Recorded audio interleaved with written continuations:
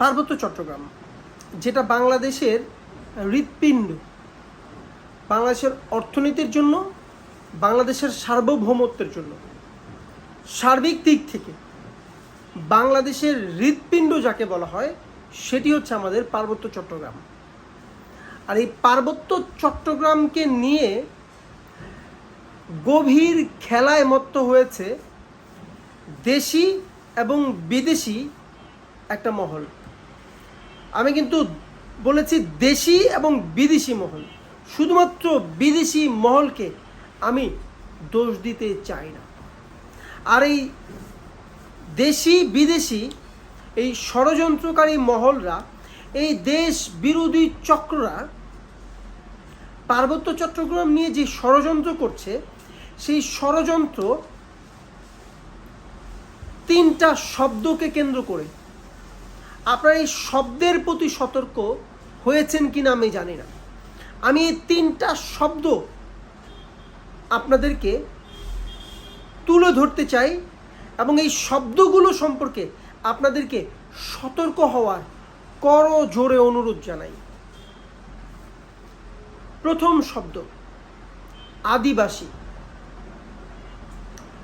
2 number শব্দ স্যাটেলার বা বাঙালি স্যাটেলার, 3 number শব্দ শোষণ বৈষম্য, শোষণ বৈষম্য। এই 3 শব্দ দিয়ে বা শব্দগুচ্ছ দিয়ে পুরো পাহাড়কে নিয়ে বিশাল ষড়যন্ত্রের খেলায় মত্ত হয়েছে দেশি বিদেশি চক্রটি। প্রথমেই চলেন শব্দগুলো বিশ্লেষণ করি। আদিবাসী, পাহাড়ে বসবাসকারী ক্ষুদ্র নৃগোষ্ঠীর লোকজনকে একটা পক্ষ, ওই যে সেই পক্ষটা বলছে এই ক্ষুদ্র নৃগোষ্ঠী লোকগুলো নাকি আদিবাসী। আচ্ছা, আদিবাসীর মানে কি তারা জানে না? তারা ঠিক জানে, আপনারা জানেন না বলেই এই শব্দটা নিয়ে তারা খেলে। আচ্ছা, প্রথমেই আপনাদের উদ্দেশ্যে বলি, আদিবাসী শব্দটা মূলত জাতিসংঘের 2007 সালের যেই রেজুলেশন, সেই রেজুলেশনে ইন্ডিজেনাস, ইংরেজি ইন্ডিজেনাস শব্দের বাংলা অর্থ। আর এই ইংরেজি ইন্ডিজেনাস শব্দের উৎপত্তি হয়েছে ল্যাটিন ইন্ডিজেনা থেকে। এই ইন্ডিজেনা বা ইংরেজি ইন্ডিজেনিয়াস, এই শব্দের অর্থ কি? এই শব্দের অর্থ আমি ইংরেজিতে প্রথমে বলি। এই শব্দের অর্থ হচ্ছে originating or occurring naturally in a particular place, অর্থাৎ একটা নির্দিষ্ট ভূখণ্ডে বা ভূমিতে যে বা যারা অরিজিনেটেড বা যাদের উৎপত্তি হয়েছে, অর্থাৎ তাদের উৎপত্তি হয়েছে যেই ভূমি থেকে, সেটা কি বলা হয়? ইন্ডিজেনাস বা ইন্ডিজেনা, ল্যাটিন শব্দ। অর্থাৎ কোনো ভূমিতে যদি কোনো মানব গোষ্ঠীর উৎপত্তি হয় বা ধরে নেওয়া হয় যে এই ভূমিতেই তারা আদি থেকে বসবাস করছে, তখন তাদেরকে ইন্ডিজেনিয়াস বা আদিবাসী হিসেবে গণ্য করা যায়। একদম পিওর আমি যদি ডিকশনারি মিনিং আপনাদের সামনে তুলে ধরি, এর বাইরে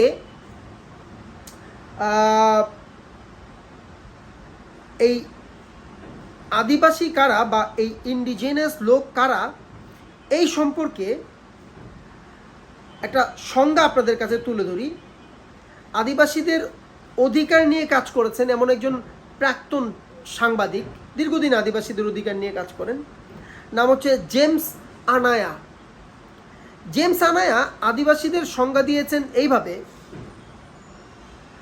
আক্রমণের পূর্বের বাসিন্দাদের জীবিত বংশধর যারা এখন অন্যদের দ্বারা প্রভাবিত। তিনি বলছেন আক্রমণের পূর্বের বাসিন্দা। আক্রমণ বলতে তিনি মূলত ইউরোপ এবং আমেরিকায় যেই কলোনিয়ালিজম এসছে, যেই ঔপনিবেশিকতাবাদ এসছে, সেই ঔপনিবেশিকতা ওই অঞ্চলগুলোতে প্রতিষ্ঠার জন্য এই ঔপনিবেশী শক্তিগুলো যে আক্রমণ করেছে সেই আক্রমণকে বোঝাচ্ছে। অর্থাৎ সেই আক্রমণের পূর্বে ওই এলাকাগুলোতে যেই লোক বসবাস করতো, অর্থাৎ আদি থেকে যেই লোক ওই এলাকাগুলোতে বসবাস করতো, সেই লোকগুলোকে আদিবাসী বলা হয়। এখন বাংলাদেশে এই সংজ্ঞা অনুযায়ী বাংলাদেশেও বা ভারতীয় উপমহাদেশেও তো কলোনিজম বা কলোনি প্রতিষ্ঠিত হয়েছে, ব্রিটিশ কলোনি প্রতিষ্ঠিত হয়েছে। এই কলোনি প্রতিষ্ঠিত হওয়ার আগে এই ভূখণ্ডের অধিবাসী কারা? এক কথায় যদি বলি, এই ভূখণ্ডের অধিবাসী হচ্ছে বাঙালিরা। তাহলে এই জেমস আনায়ার সংজ্ঞা মতে বাংলাদেশ বা ভারতীয় উপমহাদেশের এই অংশটা আদি অধিবাসী বলতে বাঙালিদেরকে চিনে বা বাঙালিদেরকে বোঝায়। এখন এই অংশটা বলতে আমরা কোন অংশটাকে বোঝাচ্ছি? এই অংশটা বলতে আমরা সেই দক্ষিণ পূর্বের আরাকান রাজ্য থেকে পুরো বাংলা, ওই ভারতের পশ্চিমবঙ্গ সহ পুরো বাংলা, অবিভক্ত বাংলাকে বুঝি। এই আরাকান থেকে অবিভক্ত বাংলা, এই পুরোটাই মূলত বাঙালিদের বাসভূমি হিসেবে পরিচিত। ইতিহাসবিদেরা বা গবেষকরা এই অঞ্চলে বাঙালি ছাড়া তার পূর্বের কোনো অধিবাসীর অস্তিত্ব খুঁজে পায় নাই। তাও গত 4000 বছর পর্যন্ত ইতিহাস তারা ঘেঁটে দেখেছে, এবং সেখানে 4000 বছর পূর্বে থেকেই এই ভূখণ্ডে অর্থাৎ আরাকান থেকে পুরো বঙ্গীয় বদ্বীপ বা অবিভক্ত বাংলার পুরোটা অংশেই বসবাস করত বাঙালিরা। তাহলে নিশ্চিত যে এই ভূখণ্ডের আরাকান থেকে পুরো বঙ্গীয় বদ্বীপের এই ভূখণ্ডের অধিবাসী বলেন বা আদিবাসী বলেন, সেই প্রাচীনকাল থেকেই বাঙালিরাই হচ্ছে এই ভূখণ্ডের আদিবাসী। আচ্ছা, তাহলে আদিবাসী শব্দটা যদি ব্যবহার করতে হয়, তাহলে সেই শব্দ ব্যবহার করে কাদেরকে বোঝানো উচিত? বাঙালিদেরকে বোঝানো উচিত, তাই নয় কি? অবশ্যই। কিন্তু এই যে আমি যে দেশি বিদেশি ষড়যন্ত্রকারী চক্রটাকে বলছি, দেশীয় চক্রটার খোলস আপনাদের কাছে তুলে ধরব। এই দেশি বিদেশি চক্রটা আদিবাসী বলতে বোঝায় পাহাড়ের ক্ষুদ্র নিগোষ্ঠীকে। পাহাড়ের ক্ষুদ্র নিগোষ্ঠী বলতে অর্থাৎ চাকমা, মারমা, সাঁওতাল, মৌরং, রাখাইন, এই যে এই আদিবাসী গ্রুপ, এই মানে ক্ষুদ্র নিগোষ্ঠী যেই লোকগুলো আছে, এদেরকে তারা আদিবাসী বলে। এখন এদের ইতিহাস কি? এরা 1600 শতাব্দীর পূর্বে বসবাস করত আরাকান রাজ্যে, একেবারে মানে দক্ষিণ পূর্ব আরাকান রাজ্যে বসবাস করত। তারপর আরাকান রাজা থেকে বিতাড়িত হয়ে, পারসিকিউটেড হয়ে, তারা বাংলাদেশের বা বাংলার পার্বত্য চট্টগ্রাম নামক ওই অঞ্চলে একটা অংশে বসবাস করা শুরু করে। সেটাও 1600 শতাব্দীর পরে। আরাকান রাজ্যে বসবাস করার আগেও এই চাকমা যেই জনগোষ্ঠীটা, এদের উৎপত্তি মূলত মঙ্গোলিয়াতে। এরা মূলত কম বেশি সবাই চেঙ্গিস খানের বংশধর, বা ওই যে খানদের বংশধর। আপনারা এদের নামের বিশ্লেষণ করলে বুঝবেন এরা হলো মূলত এদের উৎপত্তি মঙ্গোলিয়াতে, এবং মঙ্গোলিয়া থেকে এরা আরাকান রাজ্যে আসে, বিতরণ করে হোক বা যে কোনো কারণে হোক তারা আরাকান রাজ্যে আসে। আরাকান রাজ্য থেকে আরাকান রাজার দ্বারা বিতাড়িত হয়ে তারা এই পার্বত্য চট্টগ্রামে আসে, সেটাও 16শো শতাব্দীর পরে। তার মানে তাদের ইতিহাস সর্বোচ্চ 350 থেকে 400 বছরের ইতিহাস পাহাড়ে। আর এই ভূখণ্ডে বাংলাদেশিদের বা বাঙালিদের ইতিহাস হচ্ছে কয় হাজার বছর পূর্ব থেকে, শতভাগ নিশ্চিত না কেউই, বাট 4000 বছর পূর্ব পর্যন্ত যে ছিল এই অংশে বাঙালি, বা বাঙালিরাই যে একমাত্র এই অংশে বসবাস করতো, এটা নিশ্চিত। তাহলে এখন বলেন কাদেরকে আদিবাসী বলবেন, বাঙালিদেরকে নাকি এই চাকমা মারমা নামক এই ক্ষুদ্র নিগোষ্ঠীদেরকে? আপনি যদি সুস্থ মস্তিষ্কের মানুষ হন আর যদি এই ইতিহাস পর্যালোচনা করেন, তাহলে নিশ্চিত আপনি বাঙালিদেরকে বলবেন আদিবাসী, এবং তাদেরকে বলবেন, অর্থাৎ চাকমা মারমা এদেরকে বলবেন হচ্ছে মাইগ্রেটেড পিপল। আচ্ছা চলেন এবার মাইগ্রেটেড পিপল সম্পর্কে আরেকটু বিস্তারিত জানবো। আমি যে 2 নাম্বার শব্দটার কথা বলেছিলাম, স্যাটেলার, এই স্যাটেলার শব্দটি দ্বারা, স্যাটেলার শব্দের মানে কি? স্যাটেলার শব্দের মানে হচ্ছে, আমি যদি ইংরেজি ডিকশনারির দিকে তাকাই, ইংরেজি ডিকশনারি বলছে স্যাটেলার মানে আ person who moves with a group of others to live in a new country. আচ্ছা, তার মানে নতুন একটা দেশে যখন কোনো একজন ব্যক্তি একটা গ্রুপকে নিয়ে চলে আসে বসবাস করার জন্য, তখন তাদেরকে বলা হয় স্যাটেলার। তাহলে নিশ্চিতভাবে যেহেতু ক্ষুদ্র নিগোষ্ঠীগুলো, অর্থাৎ চাকমা মারমা সাঁওতাল এই গোষ্ঠীগুলোই যেহেতু আরাকান থেকে বা তারও পূর্বে মঙ্গোলিয়া থেকে পাহাড়ে এসে বসবাস করা শুরু করেছে, তাহলে কার্যত তাদেরকে স্যাটেলার বলা উচিত। যেহেতু তারা মাইগ্রেট করেছে, মাইগ্রেটেড পিপল যেহেতু তারা, এই জন্য তাদেরকে স্যাটেলার বলা উচিত। বাট ওই চক্রটি, দেশি বিদেশি সেই চক্রটি, তারা বলছে যে বাঙালিরাই নাকি পাহাড়ে, আমার পাহাড়ে, বাংলাদেশের পাহাড়ে মাইগ্রেটেড পিপল বা স্যাটেলার। চিন্তা করেন কি সেলুকাস, যাদের 4000 বছরের পূর্ব থেকে ইতিহাস আছে, যাদের পূর্বে এখানে অন্য কেউ ছিল তার কোনো ইতিহাস নাই। অর্থাৎ আদি থেকে এই পর্যন্ত যারা এই অঞ্চলে বসবাস করে তাদেরকে বলা হচ্ছে স্যাটেলার, বাঙালি।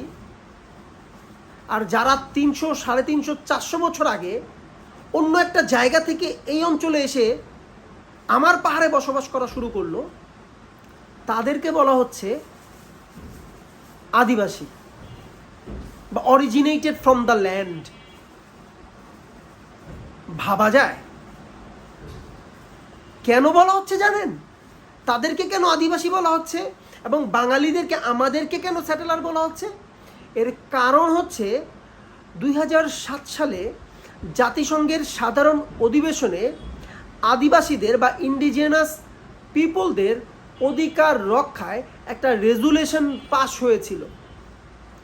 ওই রেজুলেশনে যদিও বাংলাদেশ স্বাক্ষর করেনি, কিন্তু যেহেতু বাংলাদেশ আসলে জাতিসংঘের সদস্য এবং একটি গণতান্ত্রিক দেশ, বিশ্বের সাথে তাল মিলিয়ে চলার প্রতিশ্রুতিকারী একটি দেশ, সেহেতু টুডে অর টুমোরো সেই রেজুলেশনে হয়তো বাংলাদেশকে সাইন করতে হবে। কিন্তু ওই রেজুলেশনে আসলে কি বলা আছে? ওই রেজুলেশনে আদিবাসীদের শিক্ষা, সংস্কৃতি, ভাষা এগুলোর অধিকার সংরক্ষণের বাধ্যবাধকতার কথা বলা আছে, একই সাথে বলা আছে তাদের যে প্রাকৃতিক সম্পদ, এই সম্পদের অধিকার বা কর্তৃত্ব তাদেরকে দেয়ার কথা। তার মানে চিন্তা করেন, এখন আদিবাসীদের প্রাকৃতিক সম্পদ বলতে কি বোঝাচ্ছে? আদিবাসীদের প্রাকৃতিক সম্পদ বলতে বোঝাচ্ছে যেই ভূখণ্ডে বা যেই এরিয়াতে তারা বসবাস করে, ওই এরিয়া কেন্দ্রিক যেই সম্পদ, অর্থাৎ ওই এরিয়ার ভূমি, ওই এরিয়ার প্রাকৃতিক যেই খনিজ সম্পদ ইত্যাদি সকল সম্পদকে তাদের অধিকার হিসেবে বিবেচনা করে সেটাকে সংরক্ষণ করতে হবে।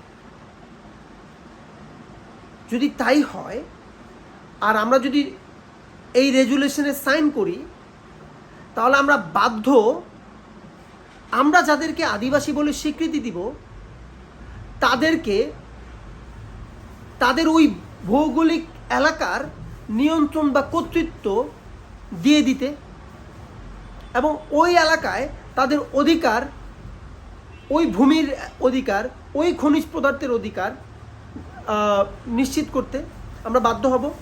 তার মানে কি? তার মানে তারা যদি চায় আমরা আমাদের ভূমি আমাদের মতো করে পরিচালনা করবো, অর্থাৎ আমরা স্বাধীন হয়ে যাব, সেটা দিতেও কিন্তু আমরা বাধ্য, কারণ এটা তাদের অধিকার,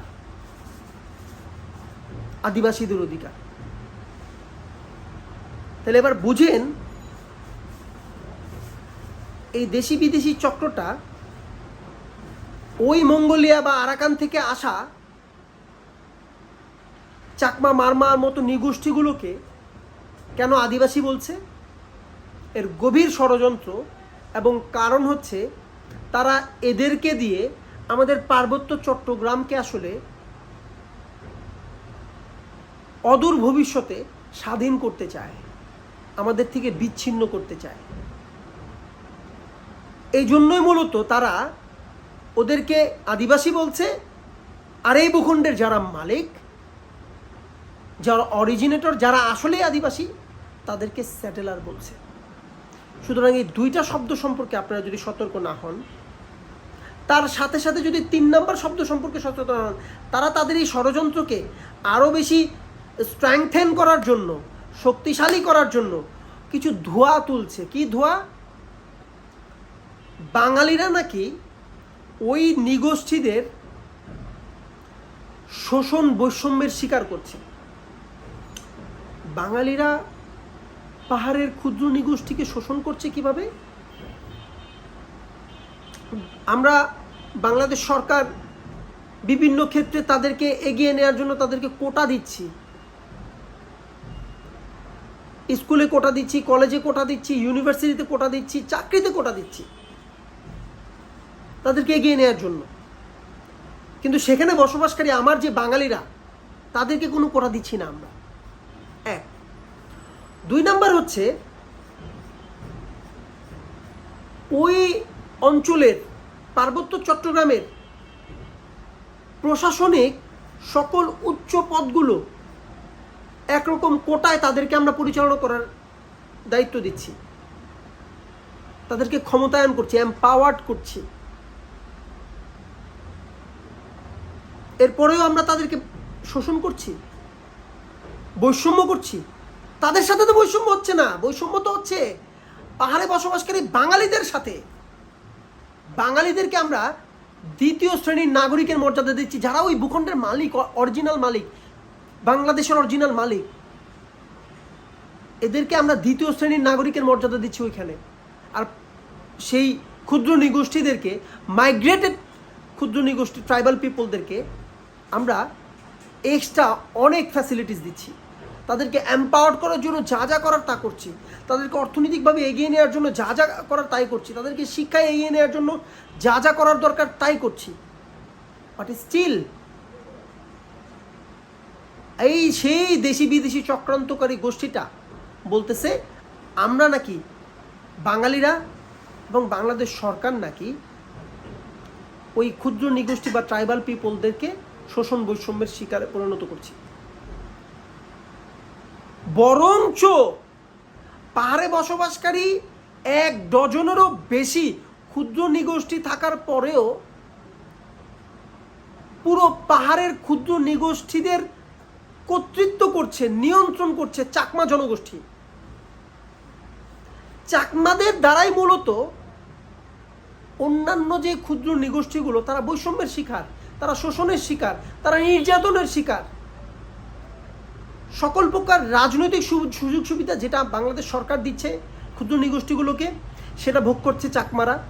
সকল প্রকার অর্থনৈতিক সুযোগ সুবিধা যেটা বাংলাদেশ সরকার দিচ্ছে ক্ষুদ্র নৃগোষ্ঠীগুলোকে, সেটা ভোগ করছে চাকমারা। সকল প্রকার শিক্ষার সুযোগ সুবিধা যেটা বাংলাদেশ সরকার ক্ষুদ্র নৃগোষ্ঠীগুলোকে এগিয়ে নেওয়ার জন্য দিচ্ছে, সেটা ভোগ করছে চাকমারা। অন্যান্য ক্ষুদ্র নৃগোষ্ঠীগুলোকে বঞ্চিত করছে। অর্থাৎ ক্ষুদ্র নৃগোষ্ঠীরা যদি বঞ্চিত হয়, বঞ্চিত হচ্ছে, শোষিত হচ্ছে, বৈষম্যের শিকার হচ্ছে চাকমাদের দ্বারা। সেই জায়গায় আমার দেশের এবং দেশের বাইরের সেই কুচক্রী মহল, সেই ষড়যন্ত্রকারী, সেই দেশ বিরোধী চক্রটা বলছে আমরা এবং বাংলাদেশ সরকার নাকি ক্ষুদ্র নৃগোষ্ঠীকে শোষণ বৈষম্যের শিকারে পরিণত করছে। তাহলে বুঝেন এরা কোন পর্যায়ের দেশ বিরোধী চক্র। এখন বাংলাদেশের বাইরের এই দেশ বিরোধী চক্রটাকে আমরা চিনি, আমরা সবাই জানি বাংলাদেশের কোন প্রতিবেশী রাষ্ট্র বাংলাদেশকে নিয়ে যুগের পর যুগ ষড়যন্ত্র করে যাচ্ছে এবং বাংলাদেশকে তাদের পকেটে রাখবার, বাংলাদেশকে শতভাগ নিয়ন্ত্রণ করার চেষ্টা করে যাচ্ছে। সুতরাং তারা বাইরের ষড়যন্ত্রকারী এবং প্রধানতম বাইরের ষড়যন্ত্রকারী হিসেবে আমাদের কাছে মোটামুটি চিহ্নিত। কিন্তু বাংলাদেশের ভিতরের যে ষড়যন্ত্রকারীরা, এরা কারা? খুব সুস্পষ্ট কয়েকটা গোষ্ঠীর নাম আমি বাংলাদেশের ভিতরে বলি, এদের দিকে আপনারা একটু মনোযোগ রাখেন। এরা এই আদিবাসী শব্দটা ক্ষুদ্র নৃগোষ্ঠীদের ক্ষেত্রে ব্যবহার করছে কিনা এবং বাঙালিদেরকে স্যাটেলার বলছে কিনা। এরা কারা? এরা হচ্ছে এক পর্যায়ের দেশ বিরোধী কট্টর বামপন্থী নেতা। এরা হচ্ছে এক শ্রেণীর মিডিয়া দালাল। ওই যে 71 টিভির মতো, টিভিসির মতো, ডেইলি স্টারের মতো মিডিয়া দালালেরা, যারা বাংলাদেশে থেকে বাংলাদেশ বিরোধী চক্রান্তে লিপ্ত, বাংলাদেশের জাতীয় স্বার্থের বিরুদ্ধে এরা সর্বাবস্থায় কাজ করার এই প্রমাণ দিচ্ছে এই কাজগুলো করার মাধ্যমে। ডেইলি স্টার এবং 71 টিভি তো ডাইরেক্ট কয়েকদিনে, এই গত কয়েকদিনে পাহাড়ের ক্ষুদ্র নৃগোষ্ঠীদেরকে আদিবাসী হিসেবে প্রতিষ্ঠিত করার চেষ্টা করছে এবং বাঙালি পাহাড়ের মালিকদেরকে, বাংলাদেশের মালিকদেরকে স্যাটেলার, বাঙালি স্যাটেলার হিসেবে প্রতিষ্ঠিত করার চেষ্টা করছে, যাতে করে অদূর ভবিষ্যতে বাংলাদেশ থেকে পাহাড়কে বিচ্ছিন্ন করে ফেলা যায়, পাহাড়কে স্বাধীন করে দেওয়া যায় এবং দিতে যাতে আমরা বাধ্য হই এবং এই প্রক্রিয়ায় যাতে পশ্চিমা গোষ্ঠীরা বা বিদেশিরা এবং জাতিসংঘও যাতে সহায়তা করে এবং বাংলাদেশের বিরুদ্ধে যাতে যায়। সুতরাং এই দেশ বিরোধী, দেশের অভ্যন্তরীণ এই শক্তিটার প্রতি আপনাদের সবাইকে সচেতন থাকার এবং তাদেরকে দাঁত ভাঙার জবাব দেওয়ার জন্য, বাংলাদেশের সার্বভৌমত্বে যারা বিশ্বাস করেন, অখণ্ড বাংলাদেশ যারা চান, পাহাড় বাংলাদেশের সাথে থাকুক, বাংলাদেশের এই হৃৎপিণ্ডকে বাংলাদেশ থেকে আলাদা না করুক, যারা চান, তাদেরকে ঐক্যবদ্ধ হইতে হবে এই শক্তির বিরুদ্ধে। তাদেরকে ঐক্যবদ্ধ হইতে হবে এই দেশ বিরোধী বামপন্থী নেতাদের বিরুদ্ধে, এই দালাল মিডিয়াদের বিরুদ্ধে, দেশ বিরোধী মিডিয়ার বিরুদ্ধে। তাদেরকে সমচিত দেওয়ার জন্য আমাদের ইউনাইটেড পাহাড়ি সমতল ইউনাইটেড ফোর্স তৈরি করতে হবে। প্রয়োজনে পাহাড়ে বিচ্ছিন্নতাবাদীদের দমনে সমতল এবং পাহাড়ের বাঙালিদেরকে দিয়ে, বাংলাদেশের মালিকদেরকে দিয়ে সশস্ত্র বাহিনী গড়ে তুলতে হবে, যাতে করে বাংলাদেশের বীর সেনাবাহিনীকে কলুষিত না করতে পারে, বীর সেনাবাহিনীকে এরা প্রশ্নের সম্মুখীন না করতে পারে। ওই ক্ষুদ্র নৃগোষ্ঠীর একটা বিচ্ছিন্নতাবাদী অংশকে দিয়ে পাহাড়কে অস্থিতিশীল করার যেই চক্রান্ত ওরা করছে, তার পাল্টা একই কায়দায় জবাব দেওয়ার গোষ্ঠী প্রয়োজন আমাদেরকে তৈরি করে ফেলতে হবে। এই জন্য সবার আগে দরকার আপনার আমাদেরকে একসুরে কথা বলা, ইউনাইটেড হওয়া পাহাড়ের ব্যাপারে। পাহাড়কে টিকিয়ে রাখতে হবে, বাংলাদেশের সার্বভৌমত্ব রক্ষা করতে হবে, বাংলাদেশের অখণ্ডতা রক্ষা করতে হবে। সেই প্রত্যয় যদি আপনার থেকে থাকে, সত্যিকার দেশপ্রেমিক, বাংলাদেশের অখণ্ডতায় বিশ্বাসী বাংলাদেশি যদি আপনি হয়ে থাকেন, কোথায় বসবাস করছেন সেটা ফ্যাক্ট না, আপনার চেহারা কি সেটা ফ্যাক্ট না, আপনার ধর্ম কি সেটা ফ্যাক্ট না, আপনি যদি সত্যিকার ন্যাশনালিস্ট বাংলাদেশি হয়ে থাকেন, তাহলে আপনাকে আহ্বান করছি, লেটস গেট ইউনাইটেড। সবাইকে ইউনাইটেড করার লক্ষ্যে এই মেসেজটি, এই ব্যাখ্যাটি সবার কাছে পৌঁছে দেওয়ার অনুরোধ করছি। শেয়ার করবেন, সবার ইনবক্সে দিবেন এবং আপনার গুরুত্বপূর্ণ মন্তব্য জানাবেন কমেন্টের মাধ্যমে। ধন্যবাদ সবাইকে। আসসালামু আলাইকুম।